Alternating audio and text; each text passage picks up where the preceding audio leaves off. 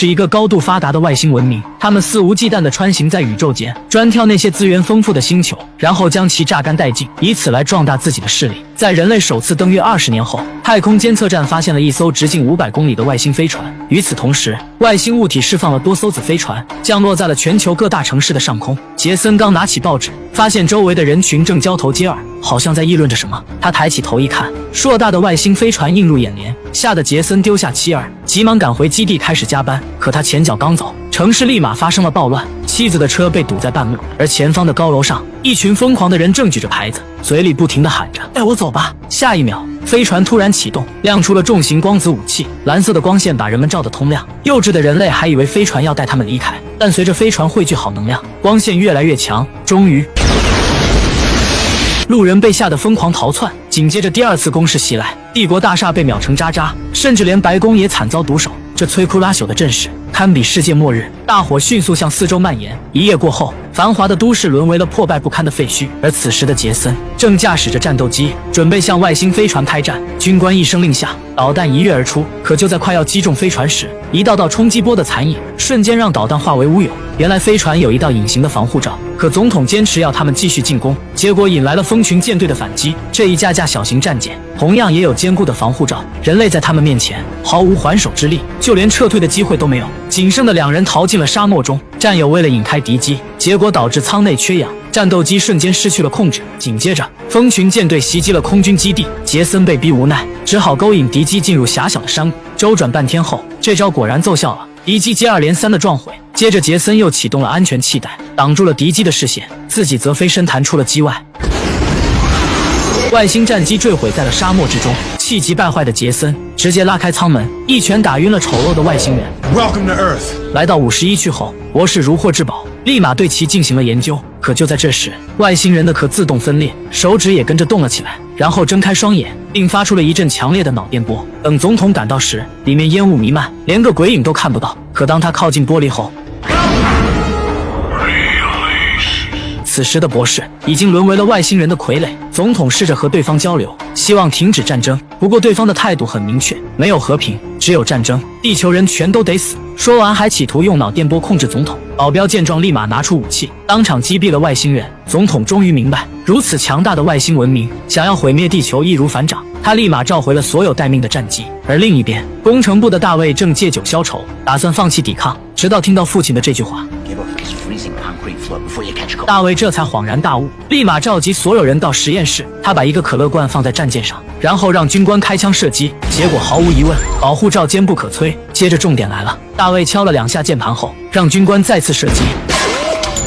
原来大卫给战舰输入了病毒，导致战舰感冒，从而失去了抵抗力。也就是说，他们只要驾驶这艘外星战舰混进外星人的母舰，再种下病毒，就能攻破飞船的保护罩。不过大卫还需要一个优秀的驾驶员。杰森一听，还有比自己更适合的人选吗？紧接着，军方开始招兵买马，不管是军人还是普通人，只要有飞行经验，均可以加入这场战斗。甚至连喷农药的老酒鬼也主动要为人类尽一份力。总统看到这样的举动，也果断脱下了西装，表示要和大家一起战斗。And you will once again be fighting for our freedom.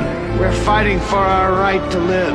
杰森和大卫带上核武器，驾驶着截获的外星战舰，准备给外星母舰来点病毒。可就在这时，战舰突然失去了控制，缓缓被外星母舰吸入了船体内部。2人束手无策，只能静静地等待时机。在经过一条隧道后，他们来到了船体的核心地带。大卫急忙关闭窗户，以免被外星人发现。接着他迅速连接主机，手指不停地敲打着键盘，很快便完成了病毒植入。总统随即发射了导弹，却依然被保护罩拦截。难道病毒还未生效吗？总统抱着试一试的心态，又发射了1枚导弹，这下果然成功了。总统一声令下，无数艘战机倾巢而出，没有了坚硬的防护罩，外星人的战斗力直线下降，瞬间被炸得七零八落。无奈对方数量太多，刚倒下一批，接着又来了一批。这次他们向地面发起了进攻，几颗炮弹袭来，地面的人群无处躲藏。这还没完，外星人又故技重施，打算使用光子武器，其威力总统还历历在目。于是他指挥队友对光子武器展开了猛攻，无奈被厚重的铁板挡住，人类已经弹尽粮绝。就在总统束手无策之际，一个熟悉的声音出现。 Sorry I'm late, Mr. President. 原来正是醉酒老汉，他他的战机武装齐全，作为人类最后的希望，总统让所有战机掩护老头，为他清理出一条通道。锁定目标后，老头按下开关，结果出现了故障，导弹无法发射，牺牲了这么多人，怎么能失望而归？于是老头调转方向，朝着光子武器迎面而上。Hello, boys! I'm back! 外星飞船终于被摧毁，沦为了一块燃烧的废铁。地球总算是安全了，可大卫和杰森被困在了外星母舰上，看来这枚核弹是非用不可了。按下计时器后，毫不犹豫地发射了核弹。杰森凭借精湛的飞行技术，一路横冲直撞，在舱门关闭的前一秒，成功逃了出去。随着倒计时的结束，外星母舰彻底被瓦解，大家都以为两人必死无疑了。可事实证明，心怀勇气的人往往运气都不会太差。人类最终赢下了这场战争。转眼时间过去了20年，人们利用外星人遗留下来的科技，打造了一套先进的地球防御系统，并在太阳系内建造了多个防御基地。可就在今天，关押在51区的外星人俘虏突然变得兴奋起来。在这20年来，从未出现过这种现象。大卫临危受命，立刻前往中非一探究竟。这里有一艘20年前唯一着陆的外星飞船，在飞船的正下方还有一个被钻孔机留下的痕迹。进入船舱内部后，大卫发现系统自行启动，并向太阳系外发送了一条求救信号。地球的位置已经彻底暴露，而且所有和外星人接触过的平民都在脑海中看到过一个圆形符号。与此同时，在月球基地的上空，毫无征兆地出现了一个巨型漩涡，基地立刻拉响了红色警报。下一秒，一艘球形飞船从漩涡中心缓缓出现，这跟圆形符号高度相似。大卫认为这艘飞船的设计和科技跟袭击地球的外星文明截然不同。可有了上一次的前车之鉴，各国领导人纷纷同意先发制人。 Take him out, Commander.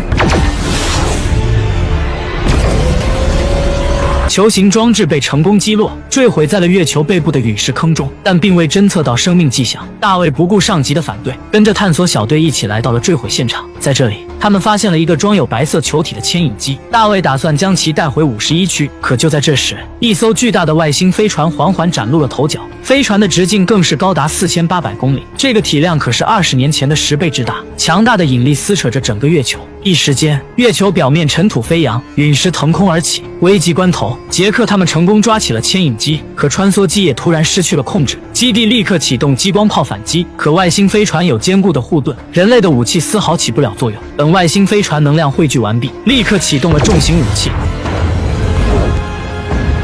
如此强大的外星文明，人类岂是他们的对手？好在大卫一行人躲在飞船下方，暂时还算安全。可地球却没那么幸运了，飞船所到之处，瞬间化为灰烬。杰克一行人借助引力回旋的间隙，成功逃离了危险。最后，飞船紧紧吸住地球，覆盖了整个大西洋，东海岸遭到了毁灭性的灾难。总统见状，立刻赶到基地，把自己关进了实验室，和外星人来了一次面对面的交流。看到圆形符号后，外星人更加激动起来。危急关头，老黑抽出双刀，狠狠刺进了外星人的背部。与此同时，外星人利用等离子钻孔机开始向海底发起了攻击，钻孔直径足足有 1.6 公里。大卫突然意识到，外星人的目标是海底的地核，一旦地核被破坏，地球磁场会立刻消失，到时候大气蒸发将会毁灭地球上的所有生命。不过大卫推测，如果飞船真是蜂窝结构，那中心必然有一只蜂后，只要消灭蜂后，就等于消灭了所有外星人。他们打算利用携带冷聚变弹头的轰炸机，从而摧毁蜂后。时间紧迫，所有飞行员整装待发，是要和外星文明决战到底。面对外星人的猛烈攻击，无数战机相继陨落。小黑立刻指挥舰队调整好队形，然后全体向下俯冲。他们必须要保证轰炸小分队顺利进入外星母舰的内部。可就在这时，密密麻麻的蜂群战机向他们发起了突袭。一阵激烈的交战过后，轰炸小分队借助飞船侧面的缺口，成功进入了外星母舰的内部。可他们不知道的是，这是外星人设下的圈套。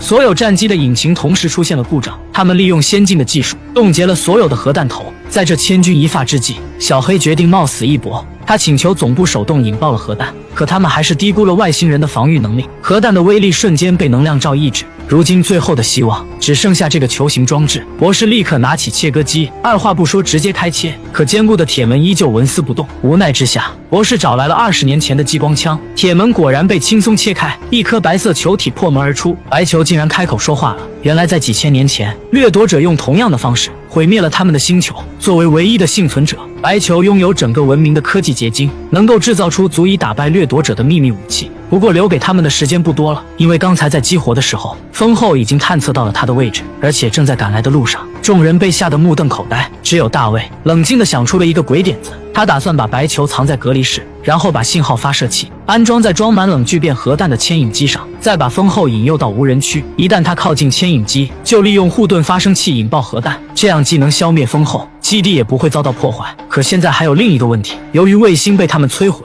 所以得有人手动操作，这无疑是在自杀。可在人类命运面前，个人牺牲又算得了什么？前总统汤姆早已穿上了飞行服，他称自己才是最佳人选。他要像20年前那样亲自上阵，成为一名让大家永记于心的男人。飞行员从昏迷中醒来，发现周围一片战火，到处都是外星人的身影。他迅速解开绳子，潜入水底，整整憋了3分钟，这才躲过了外星人的搜查。在这巨大的外星飞船内，拥有完美的生态循环系统。紧接着，几人闯进了中心区域，他们打算盗用外星人战机。杰克为了给大家争取时间，主动和外星人打了个招呼。Excuse me, down here. 还顺便留下了到此一游的证据。这顿骚操作成功激怒了外星人。危急关头，小黑成功启动外星战机，及时帮杰克脱离了危险。一阵惊心动魄的追逐过后，几人成功逃出了升天。而此时的基地正面临着风后的进攻，这将会是人类文明生死存亡的终结之战。To those of you listening, no matter your nationality, color, or creed, I ask that all of you pray for us. No matter our differences, we are all one people.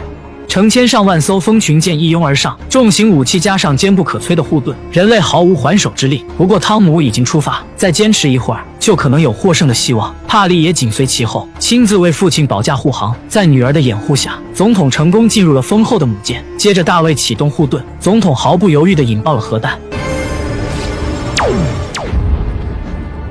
可刚要欢呼，炮台应声倒下，外星人依旧还在战斗，说明风后并没有被摧毁。 Sir, is that supposed to happen? Oh my god, she has her own shield. 风后从废墟中缓缓站了起来，武器打在他坚硬的护盾上，丝毫不起作用。风后触须轻轻一甩，便可以轻松击毁战机。大卫驾驶着校车，在风后脚下生死逃亡。眼看大卫危在旦夕，帕蒂加强攻势，集中火力往风后脸上招呼，总算是攻破了他的护盾。但他的战机也被触须击中，帕蒂在空中天旋地转，幸好他眼疾手快，及时启动了弹射座椅。可这还没完，风后又向帕蒂冲来。在这千钧一发之际，杰克及时赶来，他配合小黑和查理一起集中火力毁掉了风后的武器。